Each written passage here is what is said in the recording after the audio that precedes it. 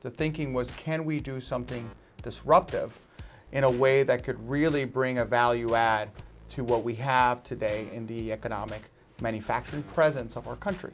And 3D manufacturing or additive manufacturing seemed like a very attractive option to explore because it brings a new way of thinking for these large products. And why we pick wind turbine blades is because they're very labor intensive, primarily done by hand labor of depositing large amounts of composite materials. But the molds themselves are quite costly and timely to make. Can we take advantage of the ability to create a mold more cost effectively and quicker? What we're finding is that the opportunities and the benefits seem to be real, and that's what we're validating together. We're really going big. We're trying to go and make very large structures. They're limited by the size at which you can get these parts down a roadway.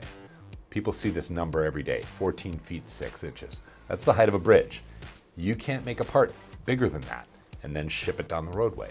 So what we need to be able to do is say, hey, can we take the printer, put it out where you need the part, and you potentially be able to build on site. So we challenged some of our scientists saying, why can't we take what would be a 3D printer to build a part that's the size of my glasses and build a printer that can cost effectively and in a timely fashion build something that's half the size of a football field. We're now seeing an ecosystem of these large area 3D printing companies that are starting to crop up over the last 12 to 18 months as a result of this research and development project. It's opening up what's possible out there.